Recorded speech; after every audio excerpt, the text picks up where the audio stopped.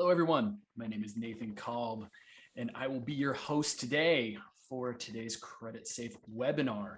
I want to welcome you if you are new or if you are returning to us from one of the other webinars that we've had in the past. We welcome you back. There's a couple of quick things that I do want to go over before we jump into the actual subject at hand today. And the first thing is, this is a recorded webinar. So if this violates any company privacy policy, personal issues that you have, anything like that, we want to give you the opportunity to go ahead and remove yourself from the webinar now. Again, it is recorded and there will be a recording available at a later time that you will be able to watch. You just won't be able to interact with us. So with that being said, you will be receiving a follow-up email from me regarding what is going on here. You'll get a follow-up that'll say, hey, here's the link to the webinar recording, as well as any other pertinent information that we have. So we always link to the speaker's LinkedIn profiles. We will put any other resources that we may mention or anything like that on a landing page for you.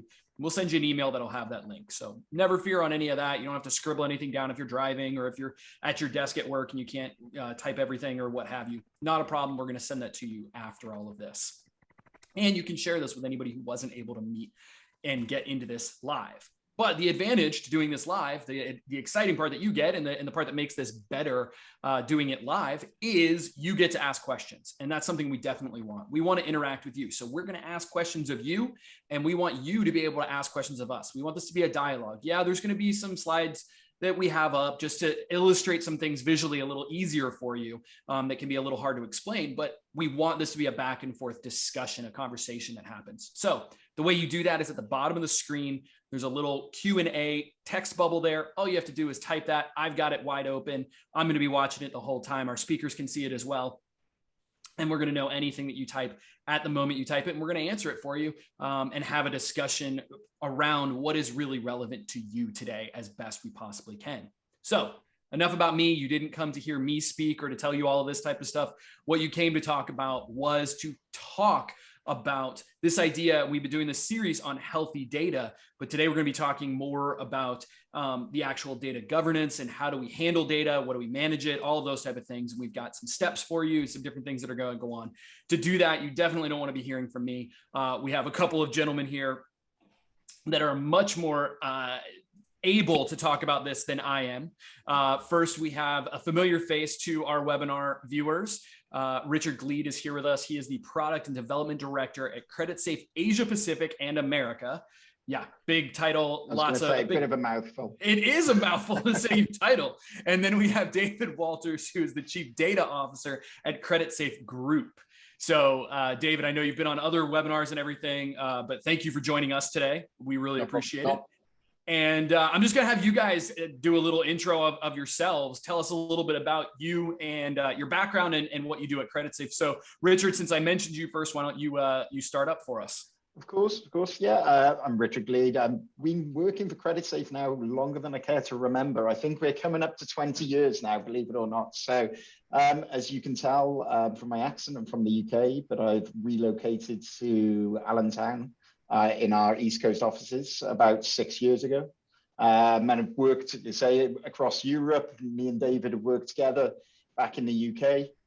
But my roles have varied from data engineer to website developer, product manager, product director, data managers, and things like that. So I've pretty much done pretty much every role there is from developing our products and data, really. Sounds great. And David, what about you? So I'm the Chief Data Officer, as you mentioned, Nathan. So my role and responsibility really is driving the strategy across Credit Safe. So we operate in multiple markets, we source data in multiple markets, and really how can we really make that data more global offering really across the different markets as well. And we're touching on data governance today. That's one of the areas in particular that is close to my heart. It's something we drive from a group perspective across the different entities, ensuring the principles and standards are applied to data in the appropriate manner to maintain quality across the Credit Safe Group. Absolutely. Okay, and I've been great. Here for Not as long as Richard, actually, but I've been here for just over 14 years. I was going to say, you have two old men with you. Yeah. Started very young, but yeah, it's been here for quite some time as well. And yeah, you guys aren't old. You just started. You were child prodigies, right? Yeah, exactly. Both started as right. children. That's what it is. So I mean, we're talking about data governance, and you have a slide deck here, and I'm gonna pop it up here for you and do all that. But in all reality, what is data governance? I mean, that's really the thing that we're talking about. And it's this really odd. I don't know. At least for me, it's an odd type of sounding thing. It sounds like just kind of over the top. I mean, data's data, right? Like, isn't that what we're looking for here? But tell me what it is as I get this up for you. Well, I think the first thing to say here is we promise that this slide, it's not all going to be like this. The first slide, and we're not going to read that word for word. But I guess, David, you may agree with me, really just data governance is something, a framework that you set out to help you basically manage data and really to help you improve the quality of your data and set goals and achieve those. Would you say that's a fair summary or? Yeah, definitely. I think it's exactly that. It's ensuring that you have the right framework in place with the right policies to making sure that you're handling data in the appropriate way. And it's easily accessible then for productization or commercialization, whatever it might be as well. So definitely the case really at a high level. We could drill this all day, mind. So yeah, when did it become such a buzzword? Because like I said, been doing this for about 20 odd years now, and it's definitely kind of reared its head. It's become more popular to talk about in probably about the last 6-7 years. Or do you think it's just a new term, or is it just something that's become fashionable? I think it was traditionally a buzzword, but I think as more organizations now take data far more serious, they can see the value in data as well. They need to make sure that it's governed so that they can gain that value out of it as well. So, CreditSafe, for example, we undertook a big project probably about 7-8 years ago. We really drove out the principles and the framework across all of our entities. So, we're in multiple markets. The data availability and accessibility of that data is very different in different markets as well. And we've always organically grown traditionally, where we've gone to a market started from scratch. So the maturity of our framework then had to develop over time. But you see that now most organizations have a good framework in place, even if it's not fully rolled out across all of the actual organization. It's usually in place where data is being handled most prominently. And is this, when we're talking about this, guys, does this apply only to large companies that have 50 locations across the world and are huge, or are we talking about companies that are smaller and mid-size as well that just have customer data and stuff like that? I mean, does this apply to all companies, or is it just the big ones? It certainly does apply to everybody, and it certainly applies more now to companies as they become more data driven. Sure. Data governance has become key, because you can't really be data driven and rely on that data if you haven't got policies and rules and everything around managing that data, because then it becomes unreliable or untrusted. Right. And I would assume that over the last couple of years that we've seen a definite, the critical nature of this due to work from home and all those type of things. I mean, does that come into play at all with how critical this becomes? I think, oh, go on. Carry on, David, sorry. No, I was going to say, I don't think it's necessarily because of the change in working behaviors. I just think as organizations now realize the value of the data, they need to appropriately handle it. And that's where the governance framework comes in place, really, is making sure that everything, the structures of how we onboard data, process it, create validation and everything else is in place. Because like Richard said, ultimately, if the data is really poor underneath, any decisioning or anything taken on top of that, any advice taken on top of that data is pretty much redundant, really. It's the flip side of what we talked about in the last webinar, where it's like the value of healthy data. by not governing it and not worrying about quality and stuff, you're going to have the flip side of those problems. You're going to make bad decisions based upon your data if you are using that information, really. So I think that's why it's become so important with the trend of data-driven companies becoming more and more, more and more companies becoming dependent on that and realizing the value. They also then realize they need a tool set or a framework to help them improve that quality. Right, right. And I mean, it sounds like to me, we're getting towards one of my favorite topics, which is strategy. How are we going to do this? Why are we going to do what we're going to do? All of that type of stuff. So I know you guys are going to talk about that. So are we ready to move on to that and just kind of start talking strategy here? I think so. Yeah, I think we've probably said we're going to probably look at, we're going to touch on data governance today, but it's a hugely vast subject, so I think we're going to potentially look at doing something more kind of around tools and something more focused on data governance. So if people are interested, well, it depends on how well we do today. If people are interested, we'll be looking at doing a separate webinar on that. That's as well. Right. Yep. So I can see here we've got the data governance strategy. So, Dave, do you want to talk through some of the parts or the components of this really, Yeah, so I think it all starts, as you can see here, from left to right. It all starts around, first of all, identifying where the data is stored. Ultimately, in order for you to understand how you can propagate data and manage it and join data in from relevant different sources and databases and so on, you need to understand where it's actually physically stored, whether it's even in on-premise services or cloud-based services and so on. Then we need to look at who has access to it, who should have access to it. So making sure that the appropriate people and the controls are in place for access control and everything else as well is in place, because ultimately, especially in this day and age, there's a lot of regulation set around data. It's not just in our industry, but across the board as well, from privacy, depending if you're dealing with card transactions and compliance in that respect as well. So making sure that the access controls are in place as well. That's a fundamental thing, really. Then obviously, when we talk about the what, really, it's kind of just making sure that what is it, do we understand what the data is, what value it brings to us, how, what can we use that data for as an organization, and really making sure that you document this as well. I think this is the step. It's a bit of a laborious task initially, because you've got to kind of map this out and identify, we brought this data on, or this data is here, where does it go, what systems does it go into, how is it used, and so on as well. So it's a really laborious task initially. I think that's interesting, isn't it? Because we're always talking about improving data quality and things like that, but it's almost like people want to skip to the quality part and be like, what is the quality of our data? Well, you've got to kind of know what you've got out there and where it is and everything before you can start, and who has access to that. But you've got to know all about it before you can start working on the quality of it, really. And I think we touch on that a little bit more in, as we go on, really. When we go in, we're going to focus on the quality aspect of this now. But, it is important that you understand all the other parts around it, because that becomes fundamental to you being able to improve your data quality.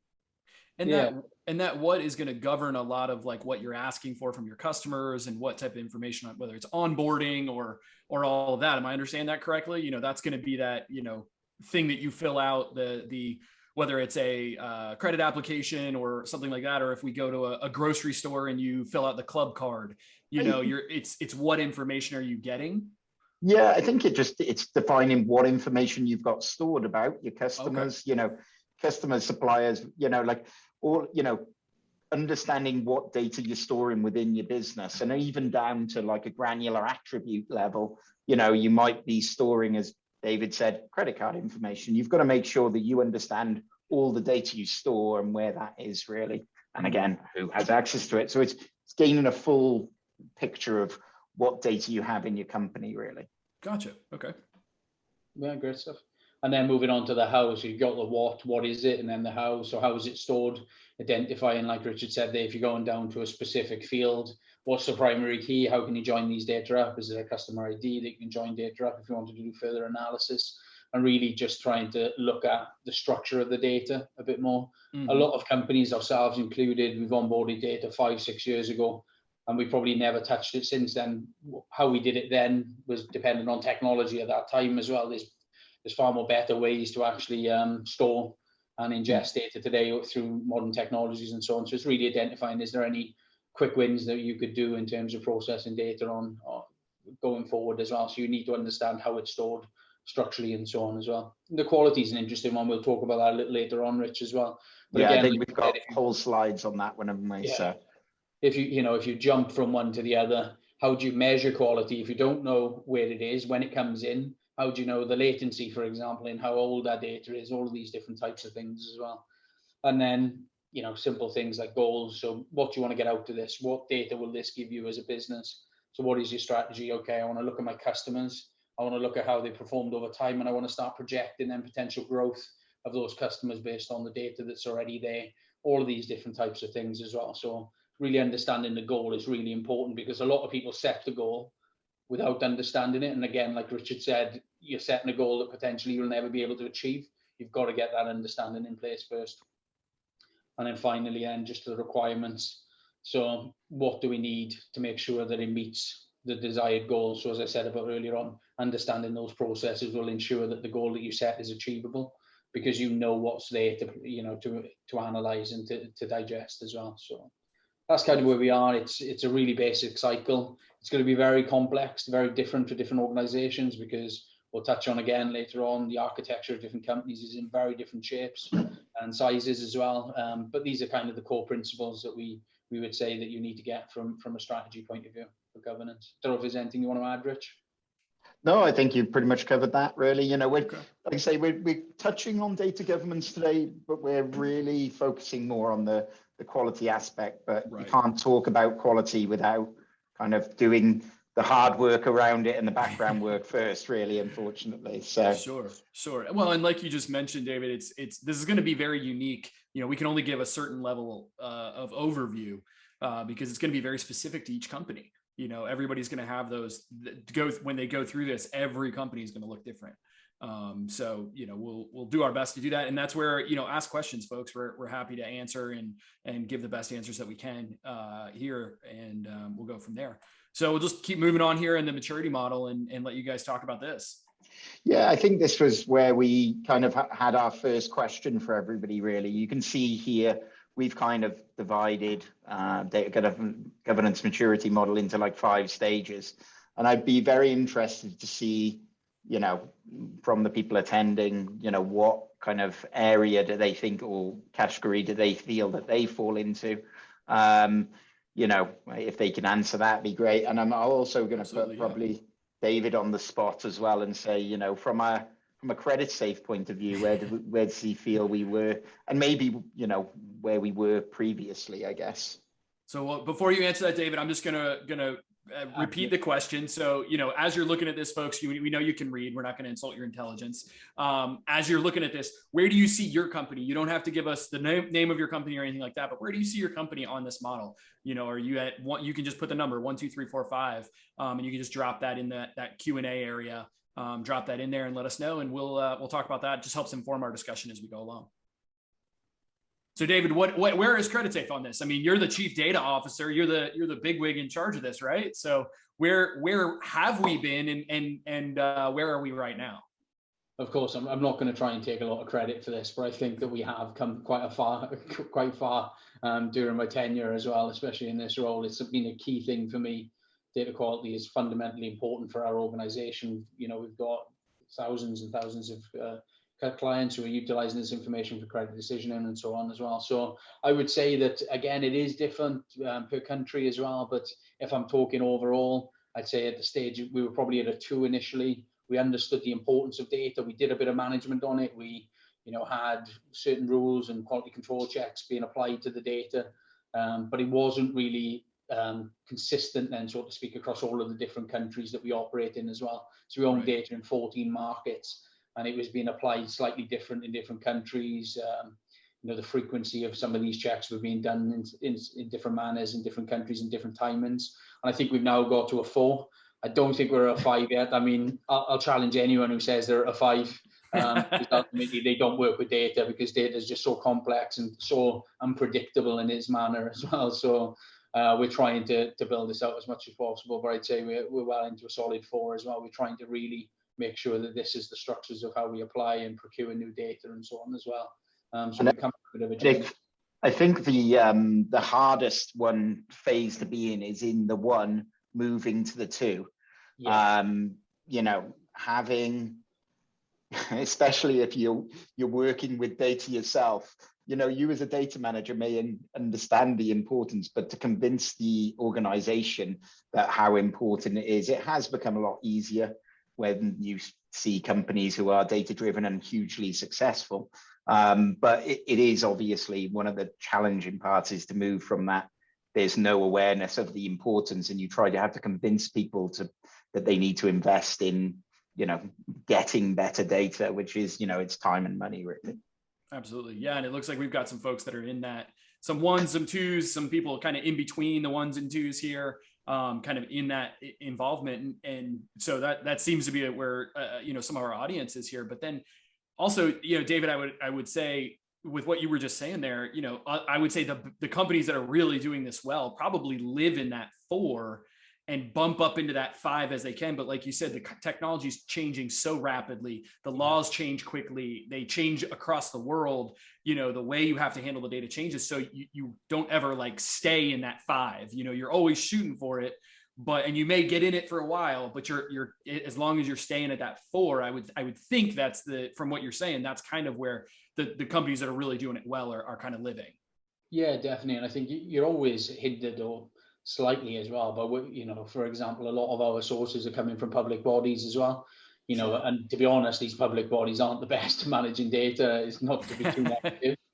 So we can. It's quite strange that data that comes from government bodies is not governed very well. Really, I know, yeah, it's just really bizarre. But so we are a bit hindered by that as well, because ultimately we can apply our processes, our framework on top of that, and feed that back as well. But ultimately, if the data is wrong at source, we can only do so much. So we try and do as much as possible. So it does hinder us, and I think it's very rare that someone would be in a 5, really, to be honest. I think it's, unless they've got really simple data structures, very clean.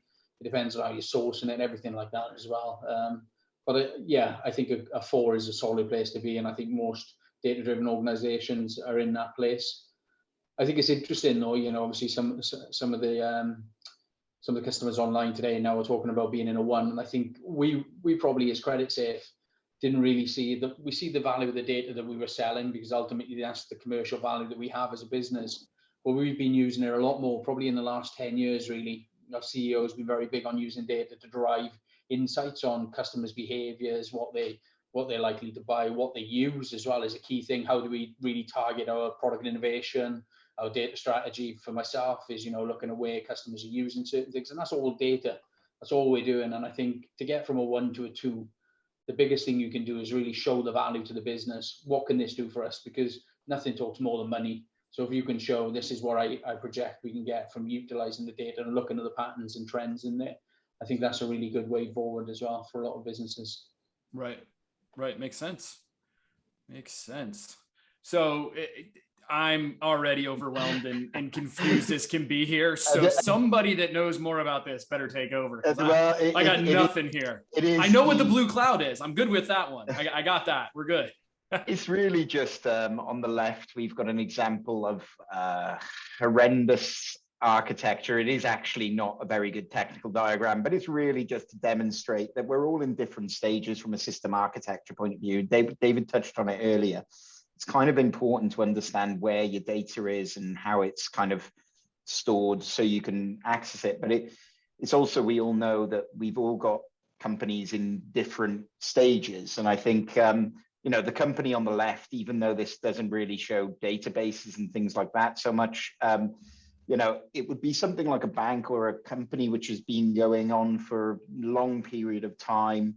As they've grown, they've added legacy, systems to that. They've ended up with like this, really complex way of where their data is stored.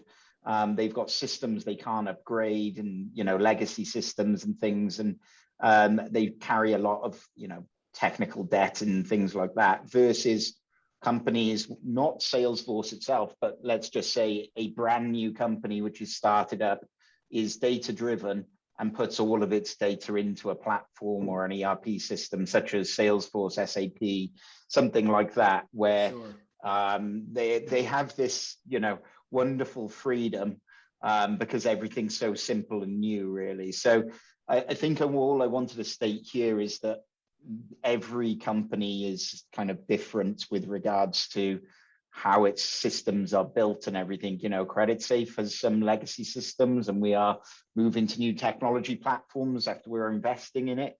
But there's a lot of companies who can't do that, really. It is things like, like say banks and the larger financial institutions and things, they sometimes they are stuck with those systems and they have to work around them, really. And I think, what I wanted to really ask people here is, again, question around, do they have legacy systems that they can't move, or are they working off like mixes of technology? So, you've got kind of like a database on site, which could be even a mainframe or something. Then you've got some stuff in the cloud, and you're trying to move to the newer technology. But really, I think there's a correlation with how long have you been operating as a company, and do you have legacy systems? I think you'll tend to see the older the company, the more kind of legacy systems and things like that they have in place.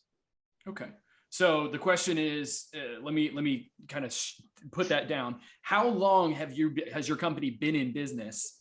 And with that, do you also have legacy systems that aren't cloud-based, or not communicating with each other, or can't be upgraded, or are just antiquated, but are integral in what you're doing, so you're still using them? So those are the questions. Do you have the legacy systems, and how long have you been in business? And we'll see if there is a correlation there, or does that run along the industry as well? I mean, it makes sense that, if you've been in business for a long time, you adopted a technology, it was working, so you didn't need to upgrade it, and now you're kind of behind, and it's such a task to upgrade it that it almost becomes impossible. It feels impossible.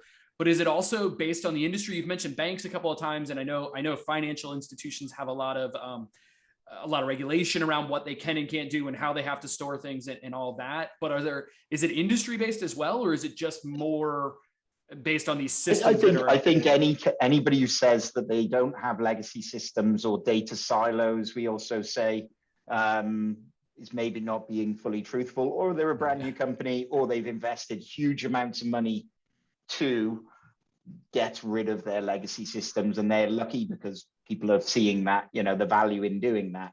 But I think every company has legacy systems and everything, really, and it's trying to find the solutions to work around those to improve that data and get that data to become available, really. Right. Yeah, you typically see it, especially in companies who do a lot of acquisitions or mergers as well, because they're integrating systems from different organizations, which means that ultimately they've got to onboard that's still got to fulfill a requirement for the business. So that is typically what you see, and that's the same with banks, really, when they migrate or purchase additional finance institutions. Yeah, and it looks like we've got some folks here that do have some experience with legacy systems, not talking to each other, and actually somebody did mention acquiring several companies on the way with their own systems, as their company grew, and now each of them have it. Now they have multiple legacy systems because everybody kind of has their own, and none of them talk to each other. Is that something common that you see? Yeah, I definitely think so. I think the thing here to note was that, you are going to have constraints in your data, and every company is different with regards to where they sit within that, and it will become, the system architecture is just a huge part of this challenge to improve data. And I think if you've got something like the one on the left, you're going to have a very different experience to improving data quality to somebody who's just a brand new company and is just going to put rules in place, really. Sure. So I think it's important that you get a understanding of that architecture before you improve, and that is part of that kind of part of the data governance strategy. Okay, and two questions with that. Just when we're talking about this, we have the this idea of this like complex, crazy, system on the left, and then just, something as semi-simple as Salesforce, as comprehensive as Salesforce. But I mean, we have multiple things out there, like you mentioned, SAP, and you've got HubSpot, and you've got Dynamics, and you've got all these different systems out there. I mean, is it the same type of issues going from one to another? Say your company gets acquired, or you have an issue with your licensing with one company for one reason or another, and you have to matriculate to another. I mean, are we going to have the same type of issues as we'd have with a legacy system, or is it a different set of issues? You'll still have challenges moving from one system to another, but those platforms have got very good at making it as easy as possible, so they potentially can move people from one platform to another. So you do typically see people who move on to things like SAP when they become reliant on it. It isn't a small project still to move from one system to another. Sure. It's still going to be a lot of work, even though if all data is in one place. And how does this play in for businesses, regardless of the size, looking forward? I mean, as you're doing this, you're trying to find this, Richard and David, you both mentioned, CreditSafe has been in a continual process of upgrading our own stuff and getting better and everything. How difficult is it to look forward as you're looking at this, and go, forward? And I say this because somebody, one of our audience members mentioned, AI. Well, I mean, yeah, it's been in science fiction that, artificial intelligence would be there, but I don't think we really thought it through for business up until the last maybe decade or so of how impactful that could be in business. So how hard is it to say, oh, this system will grow with us, this will be able to be something good for us in the future? Or does that go back to that strategy of the system is one thing, but the strategy of how you handle the data is the really important thing? I think, having future-proofing a system, a lot of the time, the biggest problem with legacy systems is, again, poor documentation and things like that. Mm-hmm. Having the good data governance and documentation and things in there, it at least puts you in a good, position to be able to look at other technology platforms. If you don't have any of the documentation and you don't know what's out there, and it makes that whole process of switching technology platforms a lot more difficult. Gotcha. So we come back to that idea of quality, and I know that's where we're going next. So I'll use that as a great, segue here that we almost planned but didn't. That this idea of having it set and having the quality is super important. Yeah, and I think David, I think me and you can go over this diagram. This is kind of our bread and butter, really. And we've touched on some of this. We're just going to kind of go over each step and talk a little bit about what you'd be doing in each part of this cycle, really. Do you want to start with Discover? Yeah, certainly. Yeah. So actually going back to your point there, Nathan, I mean, ultimately, if you're moving from system to system, the cataloging of data. So, the buzzword again is probably metadata capture as well, and understanding, documenting what data is available, what that data actually means is really key to this process as well. Like we said earlier on, understanding that data is the fundamental start point of anything. So in this discovery phase, really, the main point here is understanding from each system through your system architecture, as we've shown earlier on, where data is stored, what's stored there, what relevance it has to the organization. Again, this will flow down to the next section as well, which is around kind of governance from a regulatory point and an information security point as well. Because if we can identify the different data types, if there's any PII related data in there, again, any financial data and so on, that all gets picked up within this initial discovery phase and documentation as well. But it's a massive thing today, metadata management or data cataloging. It really helps drive data quality, security, and accuracy of data as well, and just really drives efficiencies throughout an organization. And it's become a big business now, this has, isn't it? Data cataloging. There's a few, I'm not going to need to mention the names, but if anybody ever did need the help in the software of this, I'm sure they can reach out to Nathan and we can kind of give them a few, but just Googling it will help you. There is some big companies out there now who are really focusing on this, and it's becoming a big part of the industry, really. So yeah, definitely. I think though in the Discover really here, David, kind of an important thing here is if you have good documentation already, you're like in a big step towards improving your data already, because you don't have to redo these two parts really. Yeah, it's probably the most labor intense as well. There is tools out there that you can do optimization on some of this as well, where you can capture it from databases. But a lot of it is you need to really put some context behind what the data is. So it takes a long time. I mean, this is something we've gone through. But it also helps with things like, for example, risk management, understanding when suppliers are due to end. If data, you have a life cycle on it, we're only allowed to store that data for a certain period of time. You get all of that out really within this discovery phase as well. But yeah, this is probably one of the bigger stages of it, which requires quite a lot of kind of manually intensive work, I would say, Rich. Yep. You've touched on define already, and then assess, I guess, is the, before you're going into like, how did this happen to your data, is really just trying to get like metrics in place to see, how good your data is really. Which I believe there's the four key metrics that we use: completeness, validity, timeliness, and consistency. Yeah, that's right. I think these are just some of the things that we adopt, and it's kind of standard for a lot of companies to use these type of metrics really. But, understanding the completeness, or within a CRM system, within whatever databases and data you're storing, how much of that data do we store, and then going down to the validity. Okay, if we're storing, for example, telephone numbers, emails, are they structured in the right way? Have we checked that actually they're active lines and things like that as well? So doing that level of validity in there.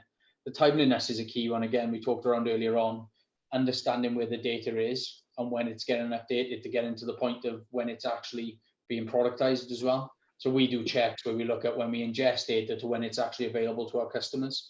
And that's the timeliness ring really. How fresh is the data? How from the point of receiving to the point of obviously exposing that to our customers. And again, that's quite an important one as well, because a lot of the decisioning that gets done throughout all organizations, depending on what decision you're trying to make, is based on the freshness of that data as well. And yeah, consistency is really just a self-explanatory one really. So these are kind of the key metrics that we use, and a lot of organizations really use predominantly across the different types of businesses as well. But it just gives you a bit of a gauge as well then for kind of what the data is, what the value of that data is as well. For example, if we don't have these metrics to measure it on, how do we know that the end result and the decision that we're making is accurate? And what value does that actually bring to the organization? Yeah, and there's obviously tools to help you assess your data. Another word for assess, David, would you say is, part of the assessment process would be to profile your data. Yeah. There's a multitude of tools out there. It can be depending on the size of the data, it can be as simple as, utilizing Excel to do that profiling, and, at a very simplistic level, up to kind of, there can be free tools like, Python libraries to help you assess that data. All the way up to the very expensive enterprise tools, which cost a lot of money, but help you do that a lot easier as well, really, and automate that profiling. Yeah, and I think what we try and do internally is we try and create kind of scores around these metrics, and then that'll kind of define to us any improvement areas we need to look at as well. But we try and derive that internally as well, because that helps us with data acquisition strategy, everything like that as well. So it's really making sure what's more important for your organization, because ultimately completeness isn't always that important for us, because we know we don't have certain type of data on every single record. But the timeliness and the validity of it is very important, because ultimately we need to know that the data we hold is updated really quickly, and also it's a valid data item as well. So it's different for different organizations. Sure. And the use case. Okay. And then I guess this kind of leads us into the analyze one, which is really, once you've kind of profiled your data, it's gaining the insights from those to kind of set out the next thing into improvement, isn't it? It's understanding, okay, if you've got lots of invalid telephone numbers, then why is that? And look into the, the reasoning behind that, which then kind of, you're like, okay, well, we don't have telephone numbers for the majority of our customers. Why is that? We have addresses which are not valid addresses, and things, which, that's a lot of what we're doing is, looking at company data and analyzing those attributes to be like, right, okay, there's clearly issues with that, which we then need to put in plans to improve, really. Mm-hmm. Yeah, and it's just the constant implementation of monitoring is the key thing of that as well. Is making sure that you understand the problem, you identify a solution, you do that, and you continue to implement and build on that over time and monitor as well what the outcome is of that, to improve the metrics and the scoring on the metrics as well. Yeah. And obviously with the improvements, one of the things we obviously do is we look through, all the possible improvements we could be making.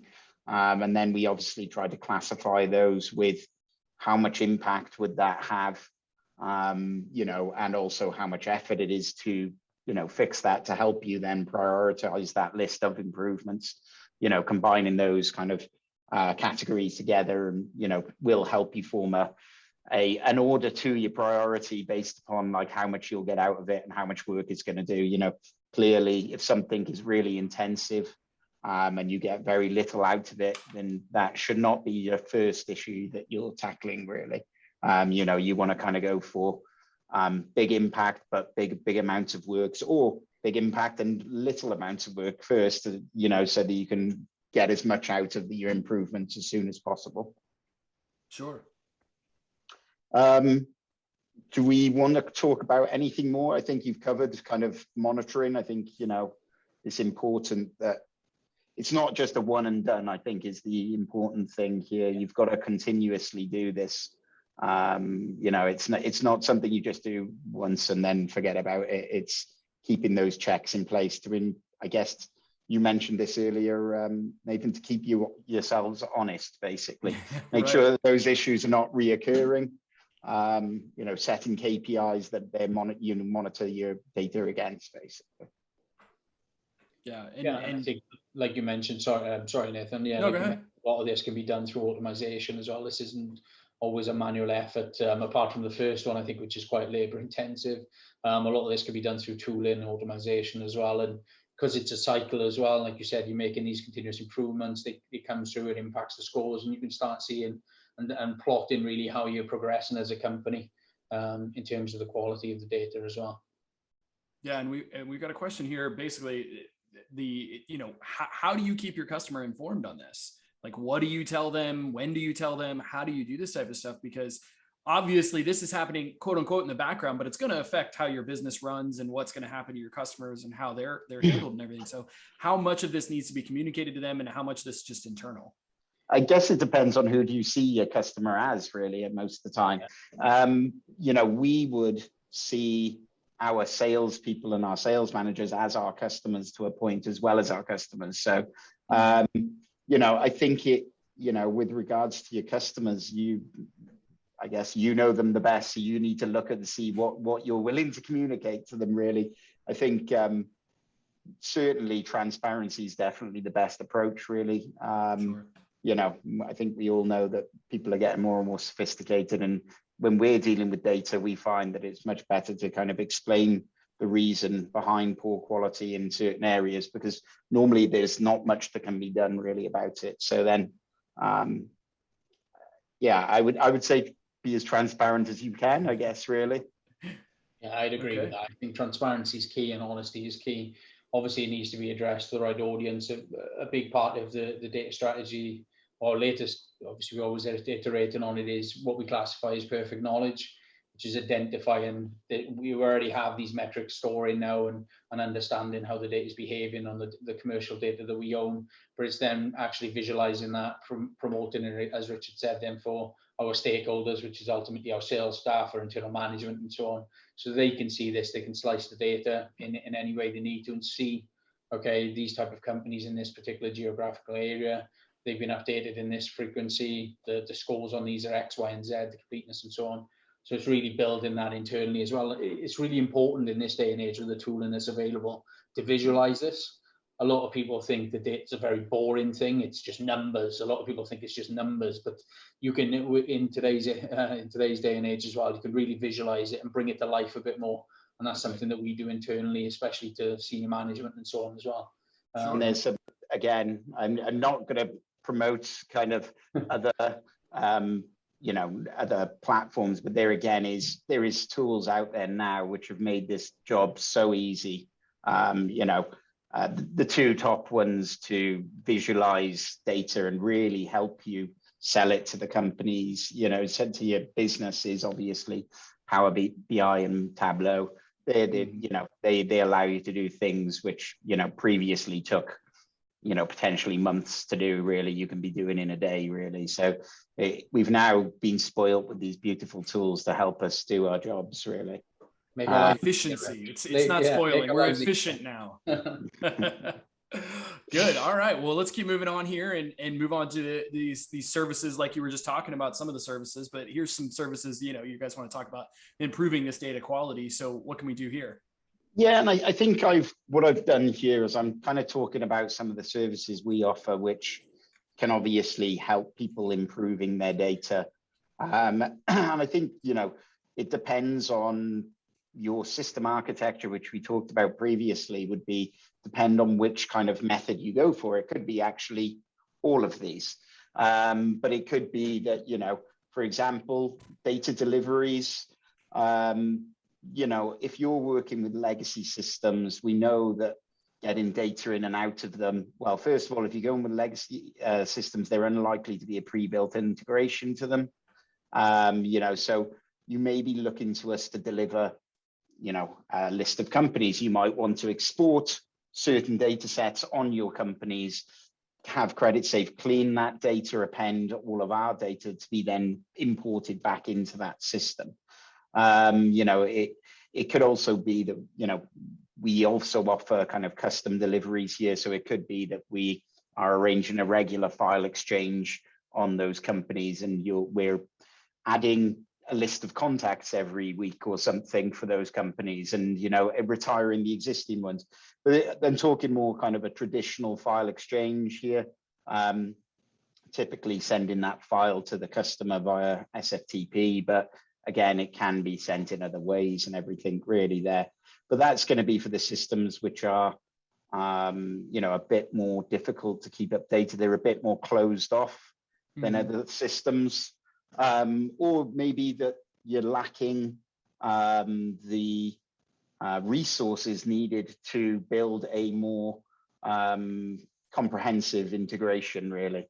As we all know, IT resources sought after.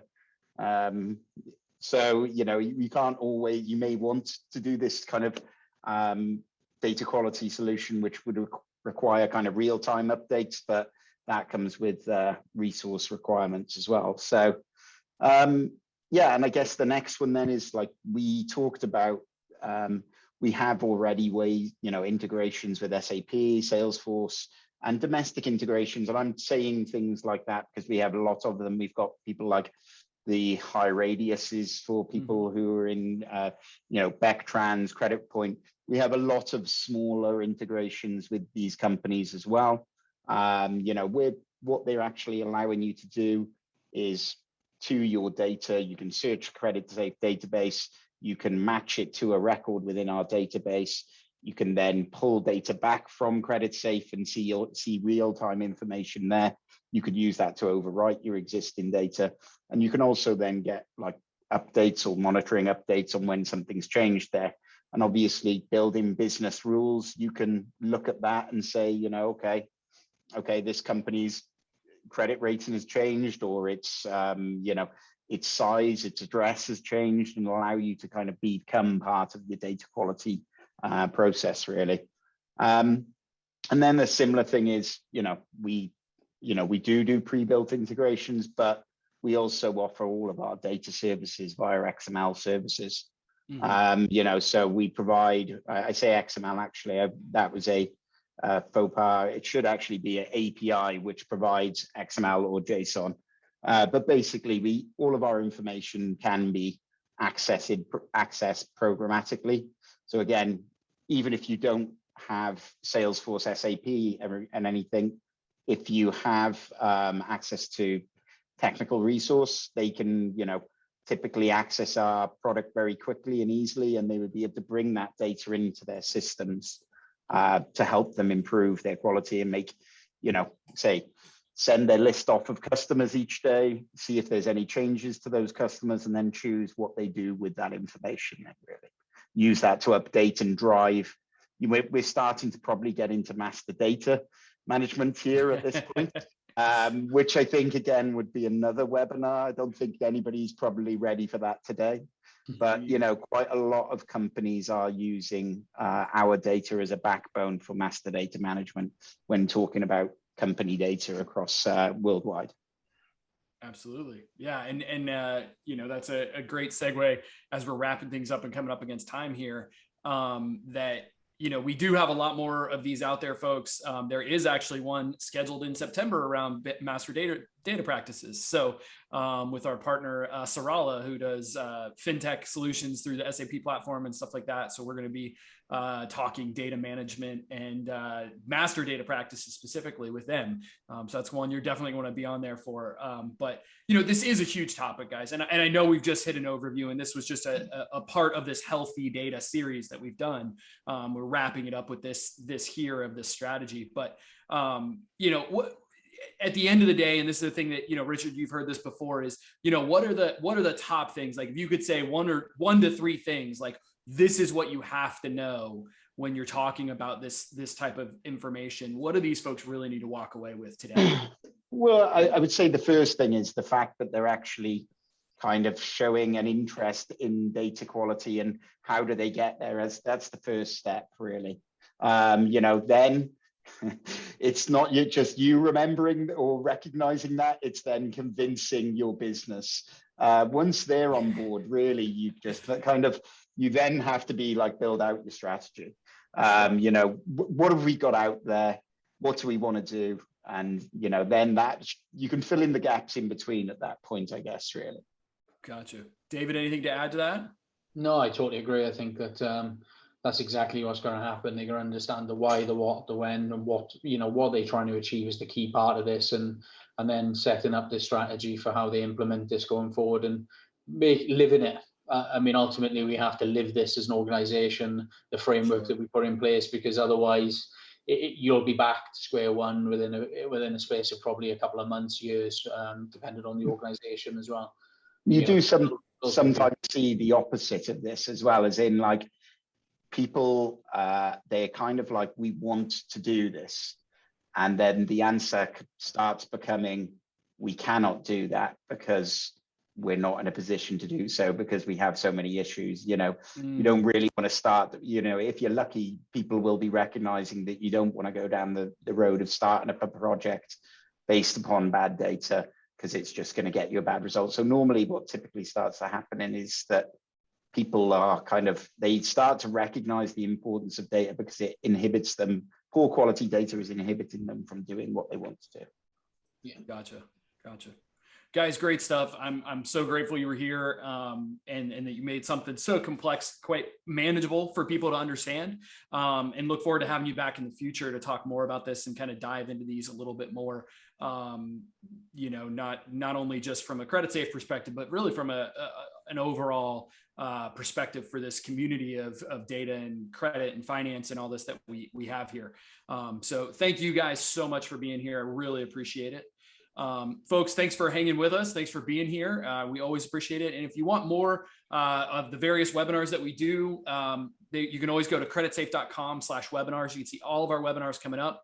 You can sign up for our newsletter, where we always include a section about our webinars, to get any updates there, plus a bunch of great articles and information that we always aggregate together and cool stuff that's going on. Or you can just reach out to me. You have my email, and I am happy to point you in the right direction and help you out with anything that you might have a question about. So thanks so much, folks. We really appreciate it. Have a great rest of your day. Bye, everybody. Thank you. Bye-bye. Yes.